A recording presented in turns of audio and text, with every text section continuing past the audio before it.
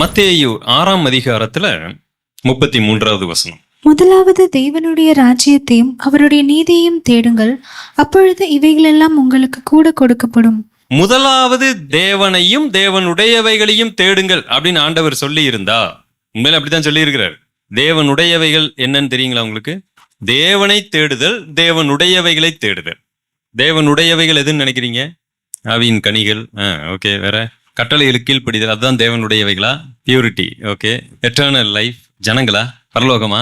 Right. இந்த உலக பிரகாரமான இதெல்லாம் நீங்க சொல்ல மாட்டீங்களா? இல்ல ஆக்டிங் விடுறீங்களா? வேர்ல்ட்லி பிளெஸிங்லாம் தேவனுடையது இல்லையா? நோய் நொடி இல்லாத வாழ்க்கை தேவனுடையது இல்லையா? இங்குதான் நம்ம வித்தியாசப்படுறோம். தேவனா பார்த்து கொடுக்கறது எல்லாமே யாருடையது? ஏன் நம்மளால அதை புரிந்து கொள்ள முடியல? நீங்க நானாய் தேடுவதல்ல, தேவனாய் பார்த்து எதை கொடுத்தாலும் அது யாருடையது? தேவனுடையது. கர்த்தர் கொடுத்தார், கர்த்தர் எடுத்தார், எல்லாமே அவருடையது. அவருடைய சர்வ அதிகாரம், அவருக்கு என்மேல் சகல உரிமையும் இருக்கிறது.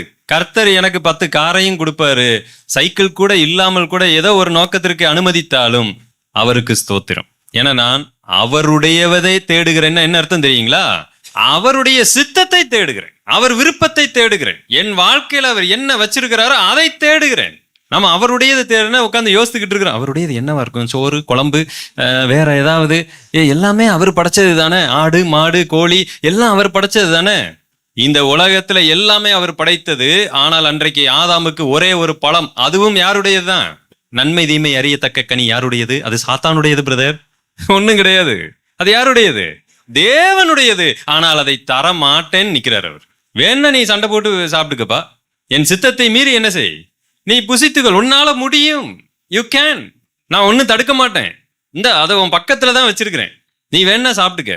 ஆனால் அதை நீ சாப்பிட வேண்டாம், அது உனக்கு ஆகாதது, அது சாவை கொண்டு வரும், எனக்கு அது பிரியமில்லை. நீ என்னுடையதை தேடுகிறாயா, உன்னுடையதை தேடுகிறாயா? தேவனுடையதுதான். ஆனால் மனிதன் என்ன செய்கிறான்? அவனுடைய விருப்பப்படி போய் தேடி சாப்பிட்டு கொள்ளுகிறான். இந்த உலகத்தில் இருக்கிற எல்லாமே தேவனுடையதுதான். ஆனால் தேவனாக பார்த்து எதை எனக்கு தருகிறாரோ அதுதான் தேவனுடையது. அண்ட சராசரங்களையும் படைத்த தேவன் எல்லாவற்றையும் அவருக்கு சொந்தமானதாகத்தான் அவர் வைத்திருக்கிறார். ஆண்டவர் சொல்லுகிறார், முதலாவது பிரையாரிட்டி என்ன அப்படின்னு கேட்டீங்கன்னா, தேவனை தேடுங்கள் அல்லது தேவனுடையவைகளை தேடுங்க. எல்லாம் ஒண்ணுதான். ஆண்டவராக பார்த்து எதை தருகிறாரோ நான் அதை என்ன பண்ணிக்குவேன்? அதை சந்தோஷமா ஏற்றுக்கொள்ளுவேன்.